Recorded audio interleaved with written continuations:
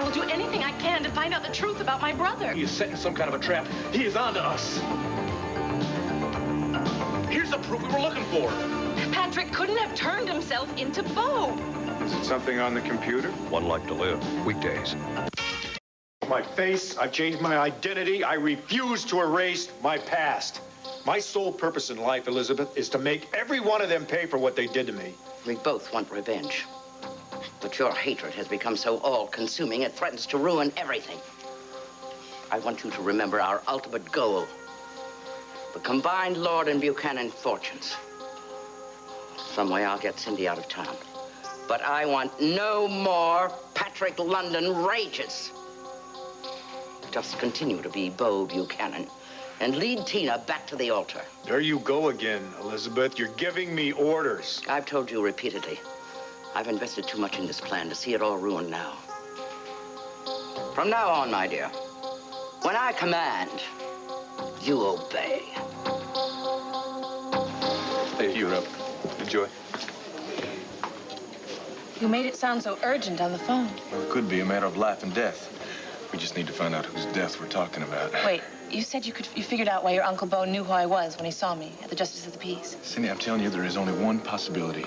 Somehow, Bo has got to be connected with Patrick. Connected? But how? They've never even met. I don't know how they met. Fact is, we just don't know enough about anything right now. The only thing we can be sure about is whenever your brother is involved, someone gets seriously hurt. Now, I'm hoping that you know enough about Patrick and I know enough about Bo so that together we can put the pieces of the puzzle together and we can find out exactly what is going on here before it's too late. Here's what to do when... Patrick was a fine doctor once. Yeah, well, I hear that Bo was a fine man once upon a time. I don't know, maybe Dee Dee's right. Dee Dee? Yeah, Bo's ex-wife. See, when Bo first came to town, he said that he had gotten divorced, and that's why he was so miserable all the time. But then all of a sudden, Dee Dee shows up out of nowhere, and she says she wants to reconcile. Well, there's nothing sinister about that, is there? Not at first glance. See, Bo got Dee Dee to leave town. She left like that without a trace. Except for one thing. Tina followed her to her motel, and she found this hand towel with this cryptic message on it. Well, what kind of message? Get this, it was written in lipstick, right? It said, Bo is a fake. What'd she mean by that? I don't know. That's the $64 million question now, isn't it?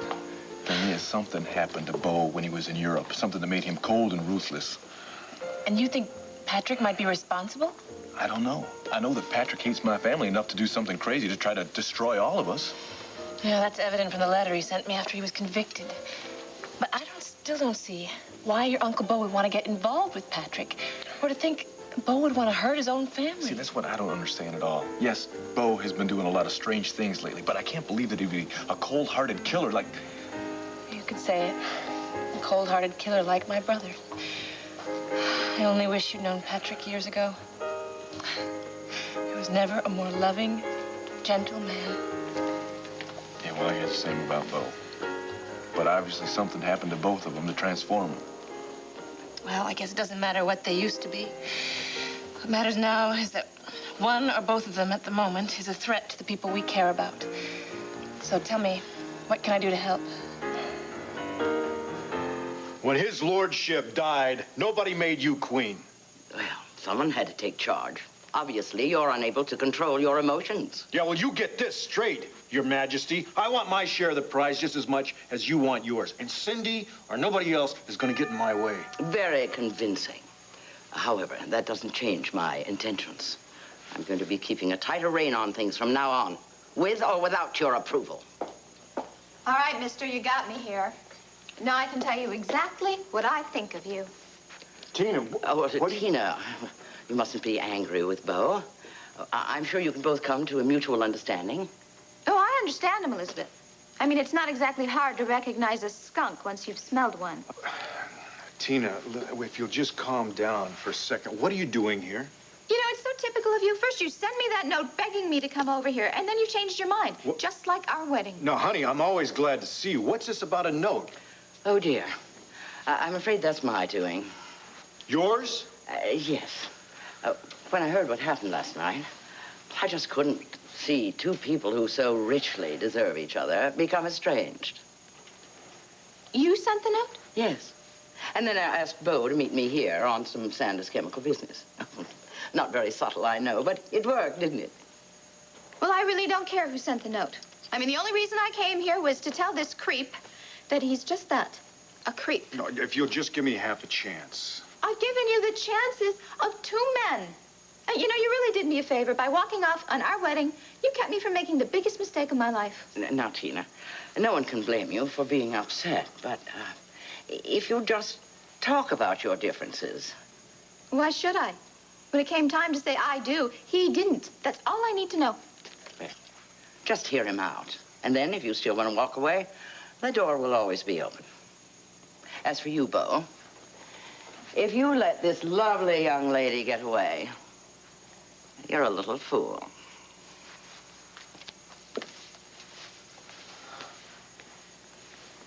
Why don't we sit down for a second? Why don't we not? Tina, listen, I know you're a little bruised in the ego department right now. Bruised? No, listen, it's not my fault that all of a sudden Cord came busting into the justice of the peace and ruined everything. Don't go blaming this on Cord. You are the one who walked out of... I don't even know why I'm explaining this to you. Look, you said no to our wedding yesterday. I'm saying no to it today. No, today and forever. No, Tina, please, please. I'm not the type of guy that gets down on my knees. But if you'll just give me a chance to explain, all right? That's all I ask. All right, now, we only have a minute. Dr. Lambert's going to be here to interview us. You know what you're going to say? Yes, I do. We are Mr. and Mrs. Stanley Jenkins. We have this son, Bobby, who's been diagnosed as having delusions bordering on paranoia, and we can't find anybody to help him, so that's why we've decided That's why we're to here at the come here. Langyard Clinic. It's our last chance to help out poor little Bobby. Now, you just keep to the basic story and let me do the talking, all right? Well, okay, but since I have a good knowledge of medical terminology with mental illness, you know, maybe I might be useful if you... Melinda, if you want to be useful, just play the desperate mother who's willing to do anything to help out her poor child, okay? I want to get a tour of the clinic and get the lay of the land. Yeah, okay, I understand that. But you see, if I can convince Dr. Lambert that, you know, I really know what I'm talking Would you about, please? maybe I can say Patrick, bring up his name, and then... Let me handle it, okay? Well, all right. I mean, I'll stand 3 feet behind you. What do you want? Mr. and Mrs. Jenkins. Yes, I'm Stanley Jenkins. This is my wife, Marie. When will we be seeing Dr. Lambert? You're looking at her.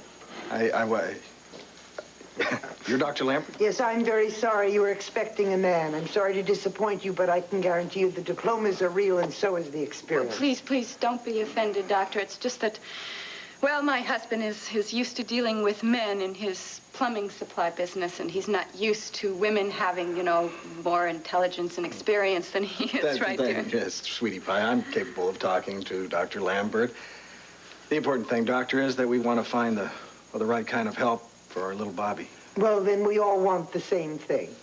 Mrs. Jenkins, how long has your son been seeing a therapist? I can answer that question. Bobby's been under psychiatrist care for a little over a year now. Mm-hmm. But you're less than satisfied with the results. Is that right, Mrs. Well, actually, Jenkins? the fact is Your that... wife can speak for herself, can't she?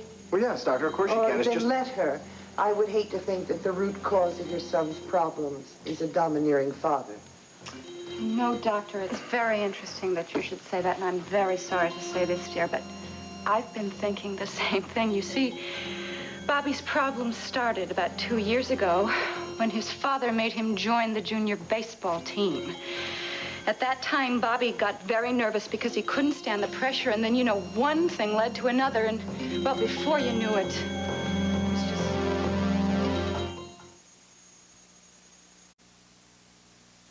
So you want me to talk to Bo? More than that, Cindy. I want you to get him to trust you, all right? That way, when the two of you are in some kind of a conversation, you can kind of lead it over to Patrick. And maybe Bo will let something slip and we can find out exactly where Patrick is now. Well, he did offer to help me look for Patrick. Maybe... There you go. Cindy? Hey, Max, how are you? Hey, the same. You look better than ever. And what are you doing back in town with this ugly mug? Thank you, Max. Anytime, Cook. Well, when you didn't look me up in New York, I figured I'd have to make do as best I could. Oh, women, heartless creatures, every one of them. Well, not every one of them. Listen, I'd love to catch up on old times. Maybe later, okay? Sure, but what's the big Listen, hurry? I'm staying at Sanders Mansion. Give me a call. Cord, we'll be in touch. You bet. Quite a fast mover there, huh, bud? What, is Sarah's not enough for you? Friends, Max. Just friends. Oh, that old friend line again. Yes, yes. So tell me, what brings Cindy back into town? Well, I guess you'll have to ask her about that. Listen, I've got an appointment. I got to split. Thanks. Well, yeah, talk Cord, to you that's soon. great, but... Did I say something? Max Holden? That's what they tell me. Hi, I'm Randy Stone. It's a pleasure to meet you. You have a beautiful place here. Thank you. I'm a television producer. Maybe you've seen our show Fraternity Row. It's on every afternoon. No, that's during my tea time. If you'll excuse me, I have to look busy. I do own the place. Well, I'm sure you'll have a few minutes for me, Mr. Holden, when I tell you that I'm about to make your hotel very famous. Why should I listen to you? You've already fed me enough lies for a lifetime. Oh, Tina, hey, my love for you is not a lie. I don't really have any excuses. As a matter of fact, I'm ashamed of myself for letting it get to me the way I did. It? What's it? I don't want to say anything. I don't want you to think even less of me than you already do. I just couldn't live like that. Believe me, it isn't possible for me to think any less of you than I already do. So what got the better of you? It's my jealousy, Tina. The fact is, I just love you too much. I've told myself over and over again that Cord and you have a past, and that there'll always be a place for him in your heart. But, I've told myself that so many times it's become like a mantra, But all of a sudden, when he came busting into that chapel and tried to talk you out of marrying me, I mean, that jealousy and the fact that I don't want to share you with another man, it took over. Tina, please. Please don't hate me for loving you too much. Oh, Bo, you don't have to be jealous. Cord and I were over a long time ago. I know, but still, I know there's a part of you that wants to be with him. Most of my life I've had men fight over me, and I used to really like it. But I don't like it so much anymore. I mean, it's really terrible for everyone, including me.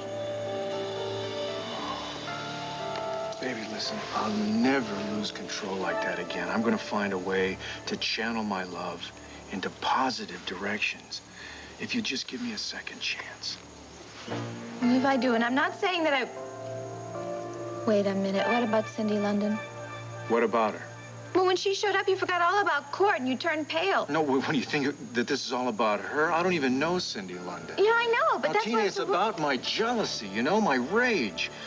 All of a sudden, I realized I could have killed Cord. Now, that terrified me. Don't you see? That's why I had to stop the ceremony.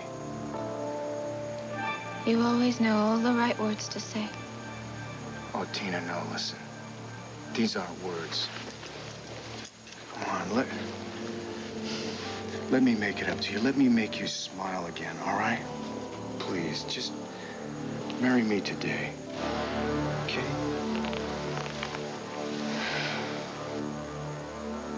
So, that's why we came to you, Dr. Lambert, because if you can't help us, I don't know what we'll do. Mrs. Jenkins, I can't promise any miracles, but I think our clinic can help your son. Oh, you hear that, huh? Hope at last. After the rest of the clinic's as reassuring as Dr. Lambert here, our little Bobby's gonna be just fine. Now, why don't I show you around? Perhaps that'll give you some idea of how we do things here at Lanyard. Oh, would you? But I hate for Marie to have to make the tour seeing how upset she is. Well, actually, I'll be fine, Pumpkin. Why don't I wait here, and I'll meet you here. That's it, if Dr. Lambert doesn't mind, I wait here. Certainly, that's fine. Come along, Mr. Jenkins. The first thing I'm going to show you is the Music Therapy Center, and then we'll go on to the...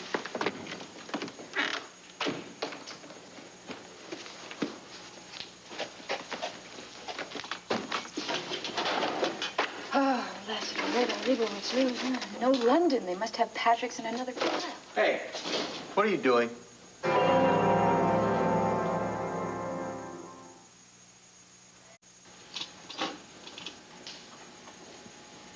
I asked you a question. What are you doing in Dr. Lambert's files? I beg your pardon. Are you a member of the staff? Well, no. Yes, I should have known. You're probably just another busybody visitor who's just coming in here thinking he owns the place. Now, see here, madam. My name is Wesley Simpson. I happen to be a patient here at Lanyard. Oh, I'm so sorry. Yeah, well, you should be. Actually, I'm assigned to tidy up Dr. Lambert's office, and I know you're not supposed to be here. Well, actually, you see, I came... Melinda. Melinda Kramer. You know me? Oh, gee, yeah. I mean, your face is familiar, but, boo, it just hit me. Wow. I read an article about your View on Landview show in the TV Monthly. Right. Yeah. What's a big-time TV journalist like you doing at the clinic? Oh, you're not one of those celebrities who can't handle success, are you? Oh, no, Wesley. Can I call you Wesley? Would you? Sure. You see, actually, I'm going to do this big special on an ex-patient here, and, well, I'm having trouble finding a file. Oh, well, maybe I can help. What's the patient's name? Patrick London. Pat? You know him. Did Madame Curie know Mr. Curie? Sure, I was Pat's assistant in the short time that he was with us. He did experiments while he was here. Oh, yeah, he was a scientist, wasn't he? Yeah. Dr. Lambert, she lent him her personal lab sometimes, and he showed me how to dissect frogs and how to look at them under a microscope, and it was heaven. Well, you know, you said that he was here for a very short time. Do you know where he went? That's what they call investigative reporting, huh? Looking at the files and digging up all sorts of secrets. Oh, you are quick, Wesley. Yes, you're quick. I can see why Dr. London wanted to use you as his assistant. Perhaps I can even use you. Mrs. Kramer, I'm glad you said that. Follow me. Where are we going? Well, you wanted to know everything about Patrick London, right? Yeah. Well, I'm about to show you. Come on.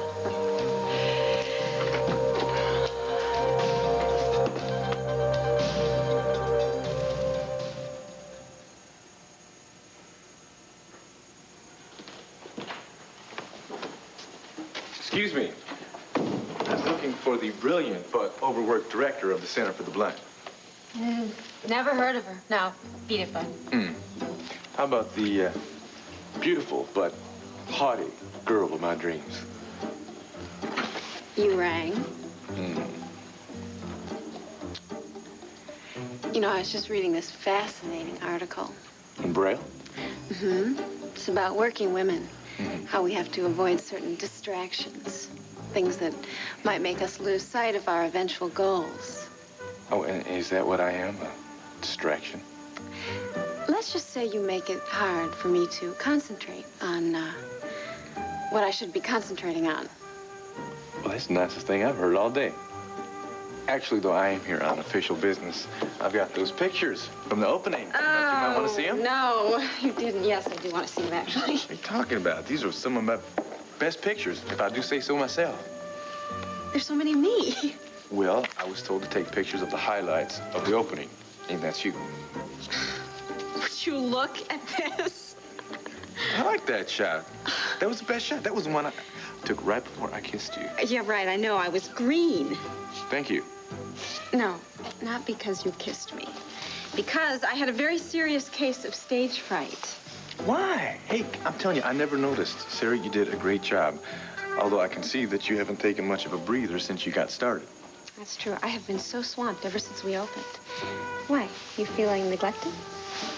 Yeah, terribly. You know, I could say that a turnabout is fair play, but I'm far too self-effacing for that. So how about I make it up to you and take you out to dinner tonight, huh? Tonight? Yeah, tonight. You don't have to go to the bank. It's my treat. Well, yeah, I appreciate that. Thank you. But, actually, I made plans tonight with Cindy London. You did? Nah, I can reschedule, but it's kind of important that I get together with her real soon. More important than getting together with me? Come on, Sarah, I told you. Cindy is just an old friend of mine, that's all. Of course. Cindy's an old friend, and Tina's an old wife. You know, for all I know, you have a dozen old mistresses stashed away somewhere. I mean, what do you want me to do? Take a number and wait in line? You make me feel like I'm stuck inside a pinball machine. You keep bouncing me around till I go tilt.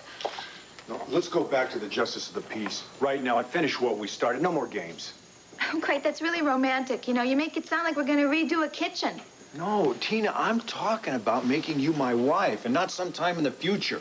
Right now, today. That is what you want, isn't it? I don't know. I've been married and unmarried so many times in my mind lately. I don't know what I want anymore. No, Tina, listen, no. We're made for each other. Nobody understands you the way I do. Yeah, nobody hurts me like you do. And you know what? Nobody else tramples all over my feelings like you do. You know something? If there's one thing I learned last night, it's that there's only one person in this whole world that I can trust, and that's me. No, you can trust me. I give you my word. Oh, yeah, you've given me your word. Yeah, you certainly have given me plenty of your words, but you know what? When you ran out on me yesterday, just like everybody else, you left me out by myself. There was just me, and at first that was pretty scary. But you know what? Then I realized it wasn't so bad. No, but nobody should manage alone, Tina, especially somebody as tender and as vulnerable as you are. Well, maybe I'm not as tender and vulnerable as you think. Maybe men like you have toughened me up. And you know what else? Maybe it took marriage and having Cord's baby to make me finally realize that I'm not just some bimbo. No, anything but. That's right. But I don't need you to tell me that anymore. In fact, I don't need anything from you anymore. And here, Mr. Buchanan, is your ring. I don't want it anymore. I mean, maybe in the future I'll want it. I don't know. But for now, this wedding is off. I'm not going to marry you today, if ever.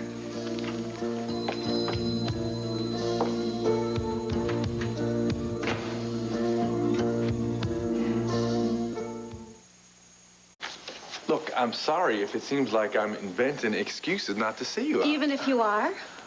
I'm telling you, I've got business to take care of with Cindy.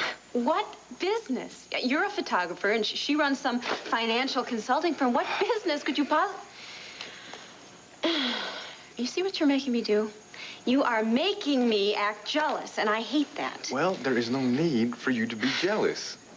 Listen, I think we've both been snowed under with all the kind of work that we've had to do lately. I'm telling you, I've missed you every bit as much as you've missed me. There is a difference. You know the work that's been keeping me preoccupied. All I know is that you have some old friend in town named Cindy London. Listen, she asked me to keep our work confidential. Surprise, surprise. Why do I get the impression that it's not tonight that's got you so upset? Yeah, you want to bet? Yeah, I'll bet. Somehow, I think the reason you got your pretty little nose all bent out of shape has got something to do with your sister stealing some of your thunder the other night at the opening. Now, is that it? Admit it. No, that is not it. And I won't admit it. Megan was just being Megan. Besides, I learned to accept her love of the spotlight a long time ago. Yeah, well, that still doesn't mean that you don't like to be in the glow of it every little once in a while. No, actually, I think I work better in the background. Besides, I feel sorry for Megan. You know, she comes on so strongly that I think sometimes people don't get to see the real person behind all that glitz. Yeah, if there is a real person back there. That's not fair. If you give her a chance and get to know her, you'd see that she's a lot more than some mirror-hogging actress, you know? There's a lot of love and warmth underneath. Okay, I'll take your word on that.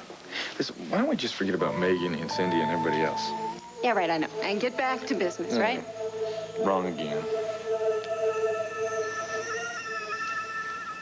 Come on, Max. These are minor inconveniences. Just consider how much free publicity your hotel's going to get if we use it for a location for Fraternity Row. I'm not saying I'm not interested, Mr. Stone, but I do have a lot of questions that still need to be answered.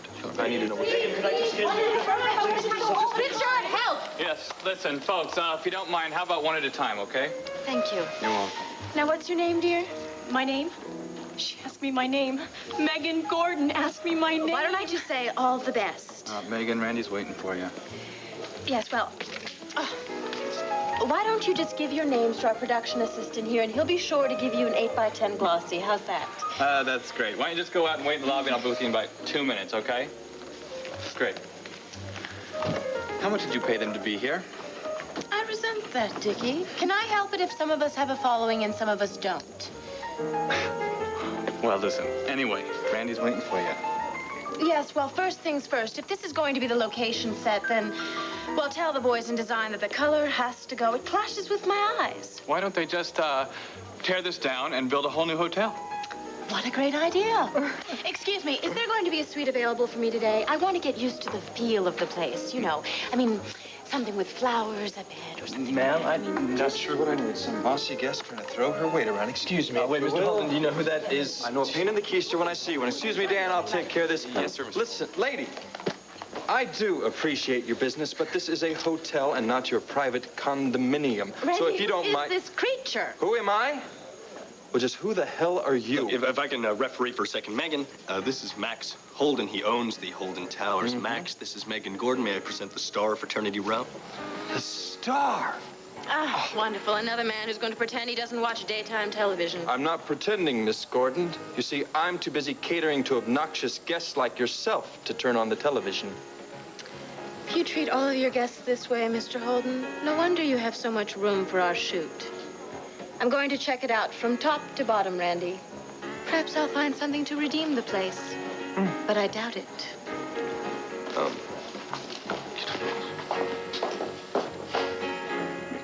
And you called yourself a great lover. Irresistible, I believe you said. Well, apparently, Tina found it easy to resist. It's not my fault. Blame Cord. Well, at least he got her to say I do, which is more than can be said of you. You were supposed to gain complete control of Buchanan Enterprises. And you lost out to Clint. You were supposed to win Tina, and you lost out again. Well, what the hell have you done, Elizabeth, other than complain? Well, in case you have failed to notice, I have gained control of Sanders Chemical. That's the main reason why I got involved with you in the first place. Oh, so in other words, you got yours, so to hell with mine, right? I am quite willing to continue our plan for the destruction of the Buchanans. But only if you pull your own weight. Otherwise... Otherwise what? Need I spell it out? You have succeeded in making yourself expendable. Don't you dare threaten me, Elizabeth. I've got enough on you to put you away for a long time, which really won't be that long for an old bat like you. Oh, please, spare me your crude remarks. Will you spare me your ultimatums? We're in this together, right up to your patrician nose. Now, if we're going to succeed here, we'll do it in tandem. Oh, will we indeed? Well, let me tell you something, my arrogant young friend. Unless you marry Tina, you will be of no value to me whatever. And you know what that means.